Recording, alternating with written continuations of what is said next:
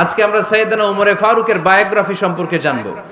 ওমরে ফারুক রাদিয়াল্লাহু তাআলা আনহু, the super hero of this উম্মাহ। এই উম্মার সুপার হিরো তিনি, ঠিক কি না?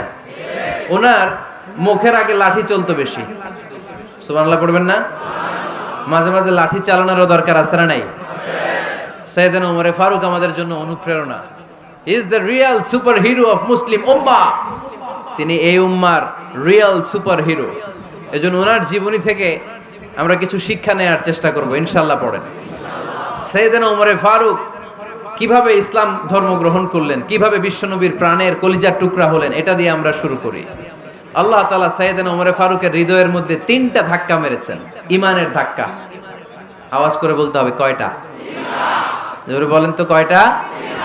3টা ইমানি ধাক্কা। এক হচ্ছে বিশ্বনবীর দোয়ার ধাক্কা। এক কি?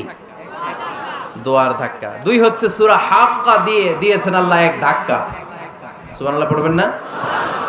3 হচ্ছে সূরাতু তাহা দিয়ে আল্লাহ দিয়েছেন আরেকটা ধাক্কা। এই 3টা ইমানি ধাক্কা যখন সাইয়েদনা ওমরে ফারুকের হৃদয়ে লাগলো, উনি পড়তে আরম্ভ করেছেন আশহাদু আল্লা ইলাহা ইল্লাল্লাহ ওয়া আশহাদু আন্না মুহাম্মাদান আবদুহু ওয়া রাসূলুহু। চিল্লায়ে পড়েন আল্লাহু আকবার। বিশ্বনবী মক্কায় বসে বসে তাহাজ্জুদের সালাত পড়ে আল্লাহর কাছে দোয়া করলেন, আল্লাহুম্মা আইজ্জাল ইসলাম বিআহাব্বির রাজুলাইনি ইলাইক। ও আল্লাহ, 2 জন লোকের নাম বলবো, 2 জনের দরকার নেই। এই 2 জনের একজনকে আপনি ইসলামের সুশীতল ছায়া তলে এনে ইসলামকে বিজয় দান করে দেন। মুহূর্তের মধ্যে দোয়াটা কবুল করে নিয়েছে কে? বিশ্বনবী বললেন, আল্লাহ 2 জনের নাম বলবো আজকের দোয়ায়।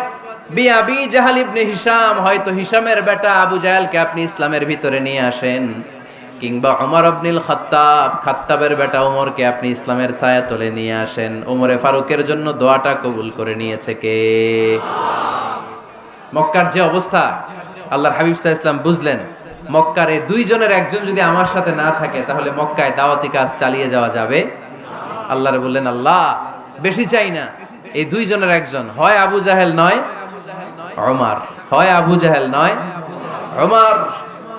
বিশ্বনবী যখন দোয়া করলেন, এই দোয়ার একটা ইমানি ধাক্কা, নুরানি ধাক্কা সাইয়েদনা ওমরে ফারুকের হৃদয়কে স্পর্শ করে ফেলল। দোয়া is like a missile.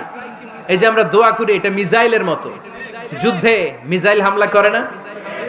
Missile হামলা করার পরে এই মিসাইল লক্ষ্য বস্তুতে যে ভেদ করে, ঠিক কিনা?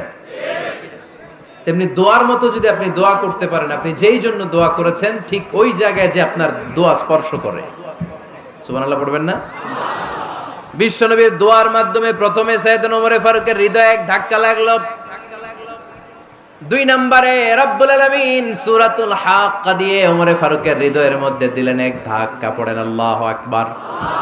কোরআনের ভেতরে সূরাতুল হাক্কা নামে একটা সূরা আছে না নাই? আল হাক্কাতু মাল হাক্কা ওয়া মা আদরাকা মাল হাক্কা।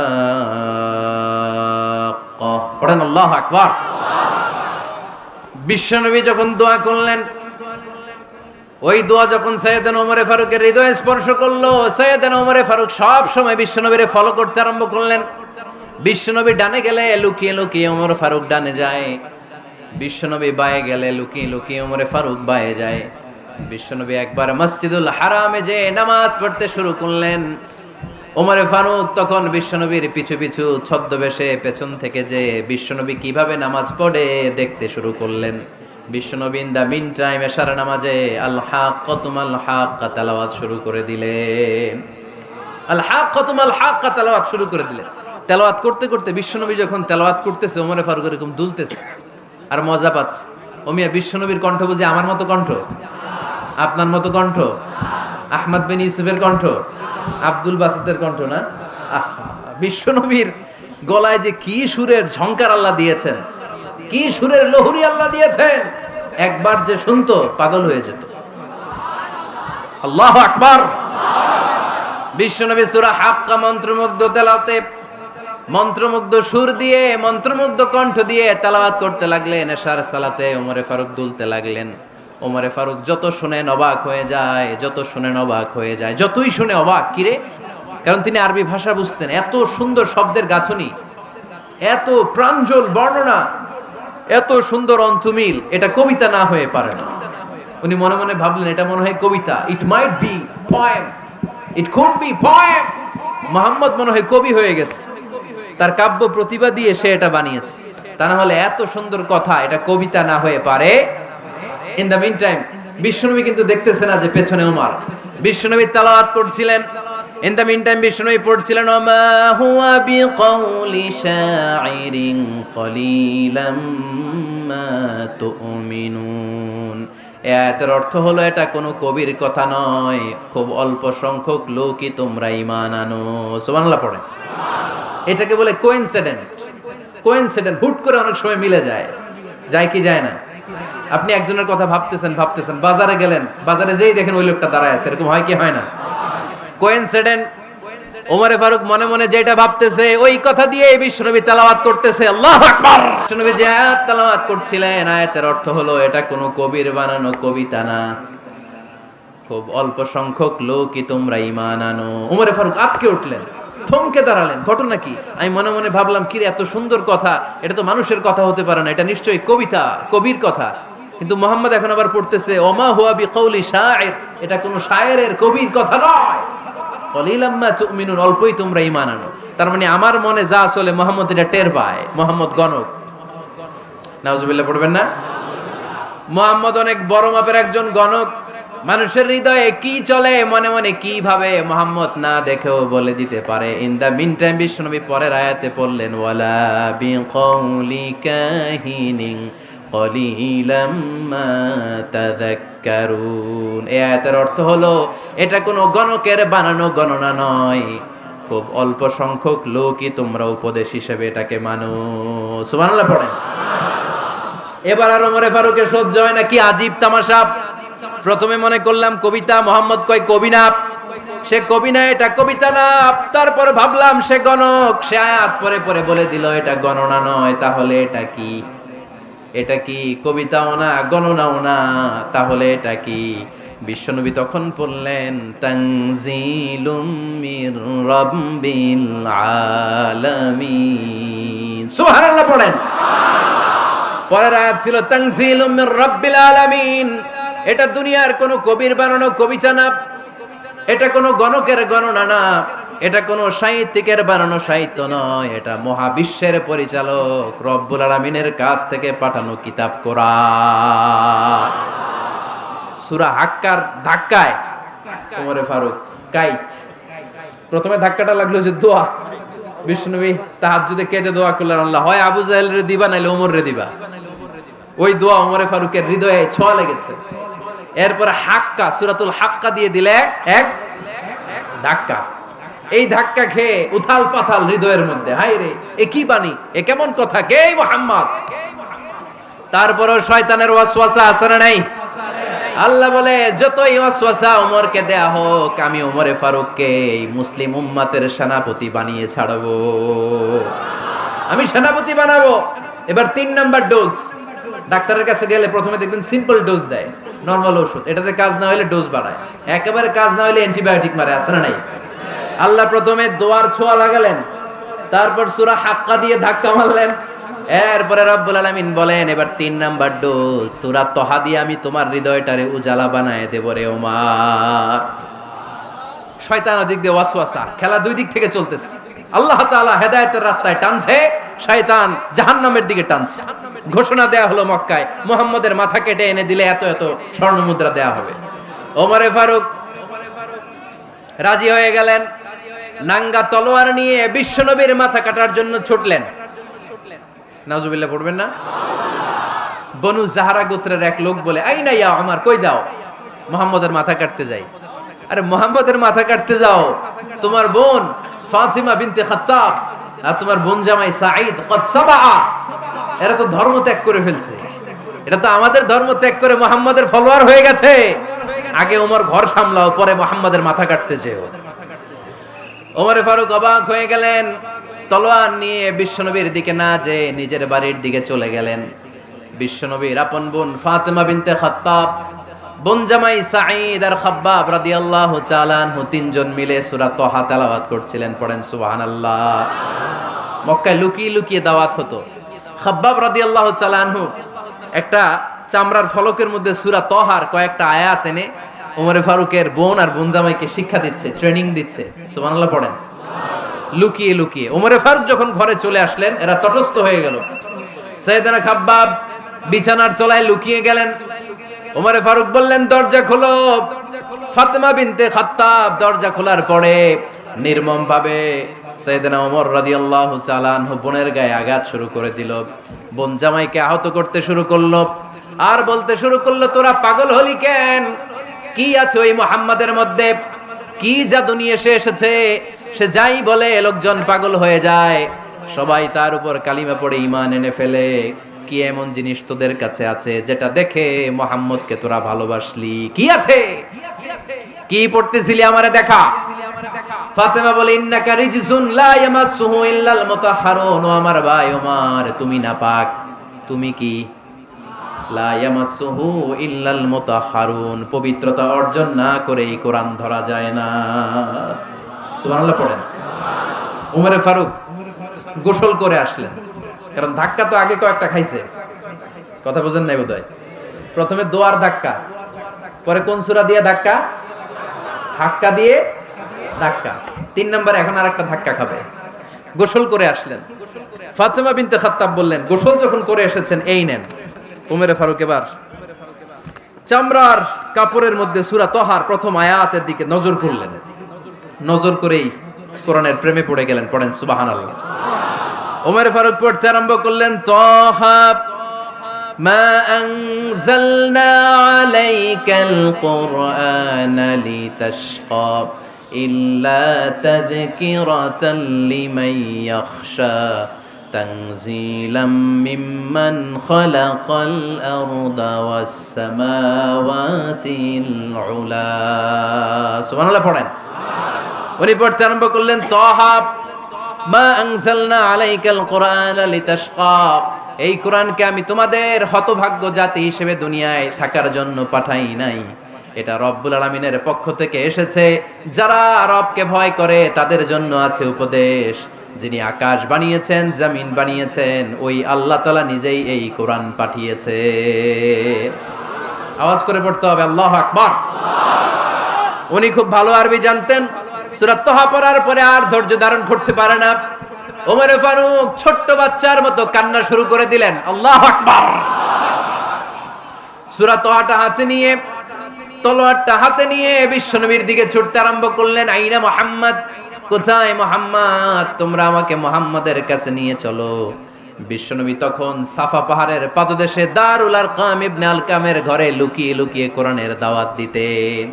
ওমরে ফারুককে পাগলের মতো ছুটে আসতে দেখে বিশ্বনবীর চাচা হামজা ইবনে আব্দুল মুত্তালিব বলল, নবী আপনি পালান। ওই যে খাত্তাবের বেটা ওমর আপনাকে অপমান করার জন্য, আক্রমণ করার জন্য তেরে এসেছে। সাহাবীরা বললেন, নবী আপনি পালিয়ে যান, আমরা সামাল দেব। বিশ্বনবী বললেন, না আমি পালাবো না, বরং তোমরা সরে যাও। ওমর ইবনুল খাত্তাবকে আমার দরবার পর্যন্ত আসতে দাও। আমার তো মনে হচ্ছে ওই যে তাহাজ্জুদের নামাজ শেষে চোখের পানি ছেড়ে যে আমি আল্লাহর কাছে দোয়া করেছি, আজকে আমার ওই দোয়াটা কবুল হতে শুরু করেছে। আমার তো মনে হচ্ছে আমার দোয়া কবুল হবে, আসতে দাও। ওমর ফারুক এসে বললেন, আশহাদু আল্লা ইলাহা ইল্লাল্লাহ ওয়া আশহাদু আন্না মুহাম্মাদান আবদুহু ওয়া রাসূলুহু, আমি সাক্ষ্য দিলাম আল্লাহ ছাড়া কোনো ইলাহ নাই, নিশ্চয় আপনি আল্লাহর প্রেরিত বান্দা এবং রাসূল। পড়েন সুবহানাল্লাহ। ওমর ফারুক যখন কালিমা শাহাদা পড়ে মুসলমান হয়ে বিশ্বনবীর হাতে হাত রাখলেন, মুসলিম সাহাবীদের মধ্যে খুশি আর আনন্দের বন্যা বয়ে গেল। মুসলিম হাতে গোনা সাহাবারা আল্লাহর প্রশংসা করলেন। বিশ্বনবী সাইয়েদনা ওমর ফারুককে জড়িয়ে ধরলেন। ওমর ফারুক এবার বিশ্বনবীরে বললেন, নবী গো, আলাসনা আলাল হক, আমরা কি সত্যের উপরে আছি নাকি আমরা ভুলের উপরে আছি? বিশ্বনবী বললেন, বালা নাহনু আলাল হক, আমরাই সত্যের উপরে আছি। সুবহানাল্লাহ পড়ে। আলাসনা আলাল হক, নবী আমরা কি সত্যের উপরে নাই? হ্যাঁ অবশ্যই ওমর, তুমি সত্যের উপরে আছো। ওমরে ফারুক বললেন, তাহলে ফাফিমাল ইখতিফা, তাহলে লুকায় লুকায় আর দাওয়াত দেব কেন? আমি তো কালিমা পড়ে ফেলছি, আসেন আমার সাথে বের হই। ফাফিমাল ইখতিফা, আর লুকায় লুকায় কেন? আসেন আমরা বাইরে বেরোই। বিশ্বনবী বললেন, ওমর এটা মাক্কি জীবন, এখানে আমরা একটু গোপনে গোপনে দাওয়াত দিতে চাই। ওমরে ফারুক বলে, না, আমার দায়িত্ব, আমি একটা মিছিল দিতে চাই নবী। আল্লাহর নামের তাকবীর দিতে দিতে দারুল আরকাম থেকে শুরু করে মসজিদুল হারাম পর্যন্ত একটা মিছিল দিয়ে আমি মক্কা কাঁপাইয়া দেব। অনুমতি দেন। বিশ্বনবী দিতে চায় না। ওমর ফারুক অনেক বুঝানোর পরে স্বল্প পরিসরের একটা অনুমোদন পাওয়া গেল বিশ্বনবী সাল্লাল্লাহু আলাইহি ওয়াসাল্লামের কাছ থেকে। কিন্তু মিছিল যে দিবে, মিছিলের জন্য লোকের দরকার আছে না নাই? এখানে লোক নাই, আমি একাই মিছিল দিতেছি। এটা জমবে? মিছিল জমবে? খুঁজে উনি 11 জন মুসলিম সাহাবা পেলেন। কয়জন? ওমরে ফারুক বললেন 11 জনই সই। এই 11 জন নিয়েই আমি আল্লাহর নামের তাকবীর দিব। 2 লাইন করলেন। কয় লাইন? 2 লাইন। পেছনে 6 জন, আর এই লাইনের নেতা বানালেন বিশ্বনবীর চাচা হামজাকে রাদিয়াল্লাহু তাআলা আনহু। আর সামনে 5 জন, তার আগে দাঁড়ালেন উনি নিজেই। তাহলে 6 6 12। বললেন এই 2 লাইনই আমরা তাকবীর দিতে দিতে, বেশি না, এই দারুল আরকামের ঘর থেকে, আপনারা জানেন যে সাফা মারওয়া এখন যে সাই হয়, এই সাফার পাদদেশে ছিল দারুল আরকামের ঘর। উনি বললেন এখান থেকে ওই যে কাবার গিলাফ দেখা যায়, কাবার গিলাফ পর্যন্ত আমরা এই তাকবীর নিয়ে ওখানে যাব। সুবহানাল্লাহ পড়বেন না? ওখানে উনি দাঁড়িয়ে ছোট্ট একটা ভাষণ দিয়েছিলেন। উনি বলেছিলেন, মান আরাদা আন তাসকুলা উম্মু ওয়া ইয়াতামা ওয়ালাদু ওয়া তারমিলা যাওজাতুহু ফালিয়াসুদ্দানি। খেয়াল করে শুনেন, কান দুইটা খরগোশের কানের মতো খাড়া করেন। উনি এক বাক্যের একটা ভাষণ দিলেন। ভাষণ দিতে জানলে বড় ভাষণ দেয়া লাগে না। এক বাক্যের ভাষণ দিয়ে গোটা বিশ্বকে ঝাঁকুনি মারা যায়। চিল্লায় বলো ঠিক কিনা? ওমরে ফারুক এক বাক্যের একটা ছোট্ট ভাষণ দিলেন। মান আরাদা আন তাসকুলা উম্মু, কে আছো মায়ের এই মক্কায়, কে আছো মায়ের বুক খালি করতে চাও? ইয়া আচামা ওয়ালাদু, কে আছো বাচ্চাগুলারে, নিজের সন্তানগুলোরে ইয়াতিম বানাতে চাও? কে আছো তারমিলা যাওজাতুহু, নিজের স্ত্রীকে বিধবা বানাতে চাও? ফালিয়া সুদ্দানি, বুকের পাটা থাকলে আমি ওমর রে থামাও। ফালিয়া সুদ্দানি, দেখি মক্কায় কার এত বড় বুকের পাটা। কে আছো মায়ের বুক খালি করতে চাও, সন্তান রে এতিম বানাতে চাও, স্ত্রীকে বিধবা বানাতে চাও? ফালিয়া সুদ্দানি, পারলে আমারে ঠেকাও। এই বলে উনি আল্লাহু আকবার, আল্লাহু আকবার, আল্লাহু আকবার বলে স্লোগান শুরু করে দিলেন। এক এক স্লোগানে মক্কার মরুজমিন থারথার করে কাঁপতে আরম্ভ করলেন। এই মিছিল মক্কার কেউ দেয় নাই। মিছিলের আওয়াজ শুনে আবু জাহেল বাইরিস, উতবা বাইরিস, শাইবা, ওয়ালিদ ইবনে মুগিরা সব বের হয়েছে। কিরে, আমার এলাকায় এত বড় স্লোগান, কার এত সাহস? বের হয়ে দেখে মিছিলের সামনে ওমর। ওমর রে দেখে দিছে এক দৌড়। কারণ ওমরে ফারুককে থামানোর মতো বাপের বেটা মক্কায় দ্বিতীয়টা কেউ ছিল না। আওয়াজ করে বলেন ঠিক কিনা? ওমরে ফারুক আল্লাহু আকবার, আল্লাহু আকবার বলে স্লোগান দিতে দিতে মসজিদুল হারামের ভেতরে ঢুকে গেল। কাবার গিলাফ ধরার পরে সেদিন মিছিল থেমেছে। ওই আল্লাহর নামের স্লোগান সেদিন কেউ থামাতে পারে নাই, কিয়ামত পর্যন্ত কেউ থামাতে পারবে না। চিল্লায় বলো ঠিক কিনা?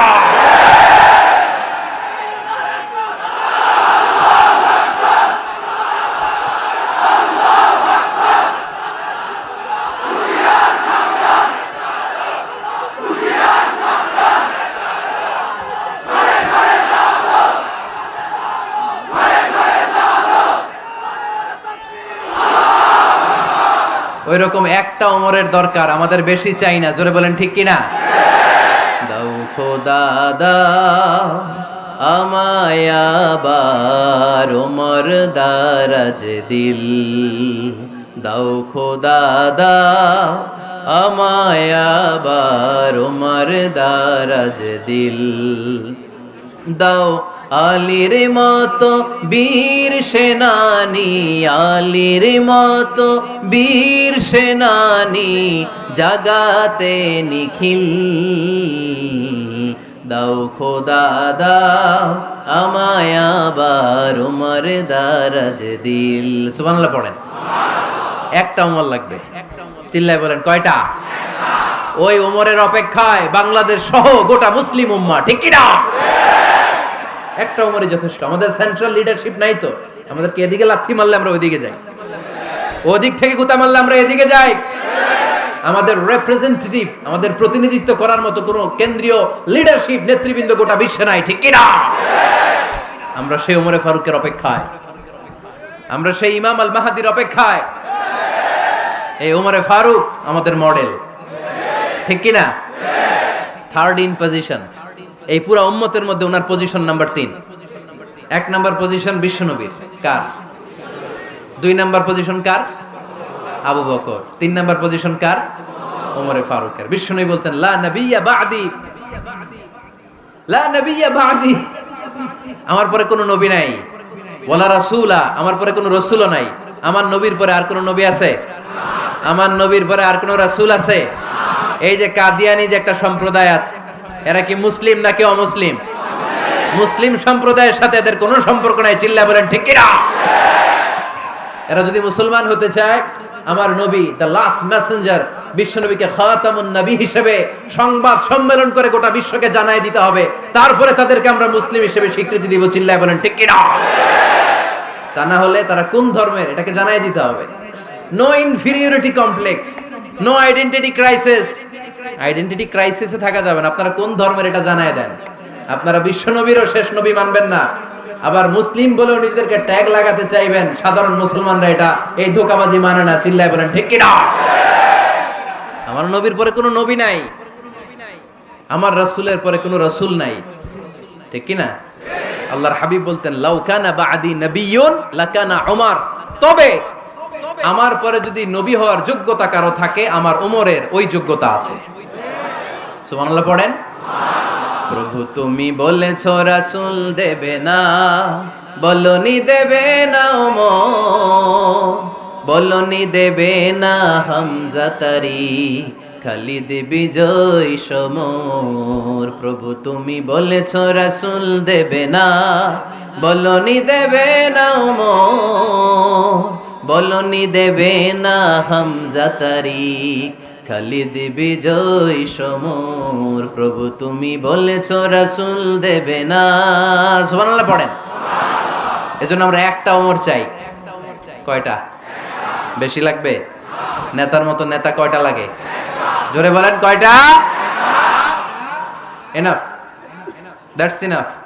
ওমরে ফারুক আওয়ার সুপার হিরো। ওনার সাথে বিশ্বনবী সাল্লাল্লাহু আলাইহি ওয়াসাল্লামের মুসাহারার সম্পর্ক ছিল। ওমরে ফারুক যে বিশ্বনবীর শ্বশুর, এটা অনেকে জানেই না। ওমরে ফারুক রাদিয়াল্লাহু তাআলা আনহু বিশ্বনবীর শ্বশুর ছিলেন। এটা আজকে নতুন শুনছেন। কে কে হাত তোলেন? দেখছেন হুজুর? সঠিক বলছি না আমি? অনেকে আমরা জানি না। মাশাআল্লাহ, জানতে লজ্জা নাই, শিখতে লজ্জা নাই। লজ্জা হচ্ছে অজ্ঞতায় আর মূর্খতায়। ঠিক কি না? আমরা শিখতে রাজি আছি। যে কথা বলে আমরা তার ছাত্র। আমার আগে হুজুর কথা বলতেছিলেন, আমরা ছিলাম ছাত্র। এখন আমি কথা বলতেছি, এখন আমরা সবাই হয়ে গেছি ছাত্র। ঠিক কি না? যিনি বলেন তিনি শিক্ষক, বাকিরা আমরা ছাত্র। ঠিক কি না? 4 খলিফার 2 খলিফা, ইসলামের 4 খলিফার 2 খলিফা বিশ্বনবীর মেয়ের জামাই, আর বাকি 2 খলিফা বিশ্বনবীর শ্বশুর। সুবহানাল্লাহ পড়েন। সাইয়েদনা আলী রাদিয়াল্লাহু তাআলা আনহু, সাইয়েদনা উসমান যুন-নূরাইন বিশ্বনবীর মেয়ের জামাই। উসমান রাদিয়াল্লাহু তাআলা আনহুর কাছে বিশ্বনবী 2 মেয়েকে বিয়ে দিয়েছিলেন। একজন মারা যাওয়ার পরে আরেকজন। বিশ্বনবী বলেছেন এরপরে আরেকটা থাকলে ওইটারও বিয়ে দিতাম। সুবহানাল্লাহ পড়বেন না? 2 জন ছিল মেয়ের জামাই আর 2 জন ছিল শ্বশুর। সাইয়েদনা আবু বকর শ্বশুর, বিশ্বনবীর স্ত্রী আম্মাজান আয়েশা রাদিয়াল্লাহু তাআলা আনহার বাবা। বিশ্বনবীর স্ত্রী আম্মাজান হাফসা রাদিয়াল্লাহু তাআলা আনহার বাবা ছিল সাইয়েদনা ওমরে ফারুক। চিল্লায় পড়েন আল্লাহু আকবার। জানো তো না পজিশন না? সাইয়্যিদু কুহুলিল জান্নাহ, জান্নাতে যত নারীরা যাবে, নারীদের সর্দারিনী হবে সাইয়্যিদাতুনা ফাতেমা রাদিয়াল্লাহু তাআলা আনহা। এই ফরিদপুরের যত ইয়াং স্টারেরা তোমরা যারা জান্নাতে যাবে, তোমাদের লিডার হবে সাইয়েদনা হাসান আর হুসাইন রাদিয়াল্লাহু তাআলা আনহুমা। আর বয়স্ক মুরব্বীরা যারা জান্নাতে ঢুকবেন, আপনাদের লিডার হবে সাইয়েদনা আবু বকর আর সাইয়েদনা ওমর ফারুক রাদিয়াল্লাহু তাআলা আনহু। সুবহানাল্লাহ পড়তে পারলেন না? ওমর ফারুক এটা সাধারণ কোনো ক্যারেক্টারিস্টিক্স নয়। ওনাকে আল্লাহ তাআলা নলেজও দিয়েছেন, আবার দিনদারিও দিয়েছেন। আমার দিনী ভাইয়েরা খেয়াল রাখবেন, কোন আলেমের মধ্যে বা কোন নেতার মধ্যে যদি এই দুইটার সমন্বয় আপনি পান, যে তার জ্ঞানও আছে আবার দিনদারিও আছে, he belongs the knowledge and he belongs the তাকওয়া, সে গোটা বিশ্বকে জয় করে ফেলবে। ঠিক কি না? যার মধ্যে জ্ঞান আছে, যার মধ্যে তাকওয়া আছে, তারে কেউ থামায় রাখতে পারে? ওমরে ফারুককে এই 2 নেয়ামত দিয়ে ধন্য করেছে কে? সহিহ বুখারীর বর্ণনা, বিশ্বনবী সাহাবীদের সামনে একটা স্বপ্নের কথা বলছেন। বিশ্বনবী বললেন, আমি স্বপ্নে দেখলাম আমার আঙ্গুলের ফাঁকা থেকে দুধ বের হচ্ছে, আমি তৃপ্তি সহকারে দুধ খেলাম। খাওয়ার পরে দেখলাম আঙ্গুলের মধ্যে একটু দুধ লেগে আছে।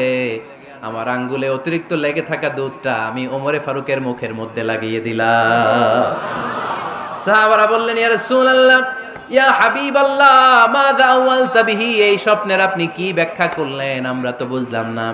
বিশ্বনবী বললেন, আওয়ালতু বিহি আল ইলম, আমি এই দুধ দিয়ে জ্ঞানের ব্যাখ্যা করেছি, কারণ ওমরকে আল্লাহ যেই জ্ঞান দিয়েছে গোটা বিশ্বের কাউকে এত জ্ঞান দেয় না।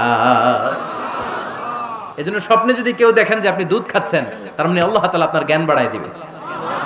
ওমরে ফারুককে দুধ খেয়ে অতিরিক্ত দুধের অংশটা বিশ্বনবী আবু বকর রাদিয়াল্লাহু তাআলা আনহুর মুখে দেন নাই, সাইয়েদনা উসমানের মুখে দেন নাই, আলী রাদিয়াল্লাহু তাআলা আনহুর মুখে দেন নাই। স্বপ্নে ওই অতিরিক্ত লেগে থাকা দুধটা বিশ্বনবী ওমরে ফারুকের ঠোঁটের মধ্যে লাগিয়ে দিয়েছেন। এই হাদিস থেকে প্রমাণ হয় আল্লাহ তাআলা জ্ঞানের নেয়ামতে সাইয়েদনা ওমরে ফারুককে ধন্য করেছেন। আবার বুখারীর বর্ণনা, বিশ্বনবী সাল্লাল্লাহু আলাইহি ওয়াসাল্লাম আরেকটা স্বপ্নের বর্ণনা দিচ্ছেন। তিনি বললেন, তোমাদের সবাইকে স্বপ্নে আমার সামনে দাঁড় করানো হলো। আমি দেখলাম তোমাদের কারো জুব্বা নাভি পর্যন্ত, কারো জুব্বা হাঁটু পর্যন্ত, কারো জুব্বা টাকনু পর্যন্ত। ওমরে ফারুককে যখন স্বপ্নে আমার সামনে দাঁড় করিয়ে দেয়া হলো, আমি দেখলাম ওমরের জুব্বা এত লম্বা, ওমর টেনে হিচড়ে তার জুব্বা নিয়ে সামনে হেঁটে যাচ্ছে।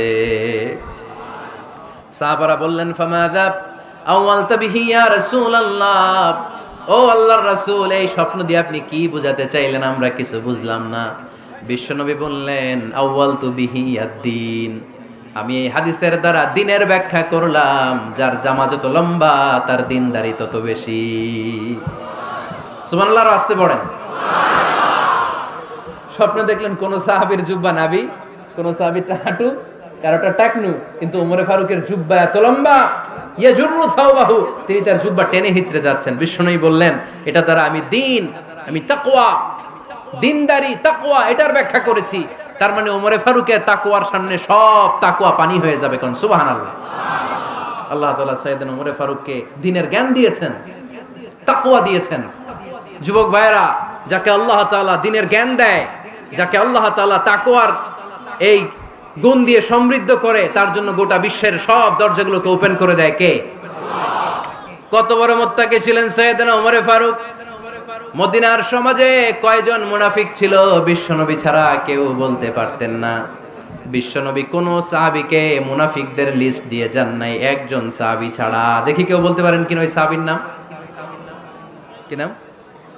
হুযায়ফা ইবনুল ইয়ামান রাদিয়াল্লাহু তাআলা আনহু। ওনাকে বলা হতো সাহিবু সিররি রাসূলিল্লাহ, আল্লাহ রাসূল সাল্লাল্লাহু আলাইহি ওয়াসাল্লামের গোপন তথ্যের ধারক বাহক। সুবহানাল্লাহ পড়বেন না?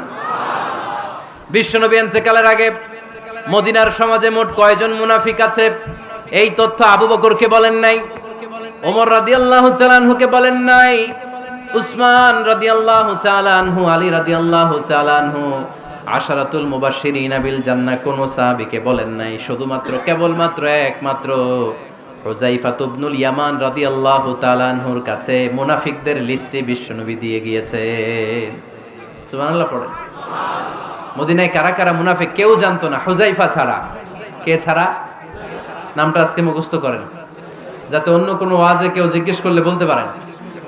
মুনাফিকদের লিস্ট যে সাহাবীর কাছে বিশ্বনবী দিয়ে গিয়েছিলেন, সাহাবীর নাম কি? নাম? নামটা কেমন লাগে?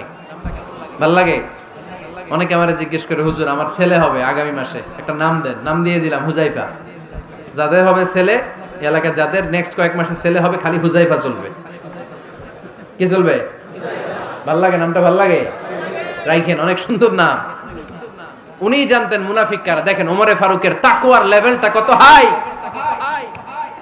ওমরে ফারুক একদিন হুযায়ফা রাদিয়াল্লাহু তাআলা আনহুর কাছে গেলেন, যে বললেন, হুযায়ফা, বিশ্বনবী ইন্তেকালের আগে মুনাফিকদের নামের লিস্টটা কারো কাছে দেয় নাই, আমার জানা নাই, সাইয়েদনা আবু বকরের জানা নাই, কোন সাহাবীর জানা নাই, তুমি ছাড়া।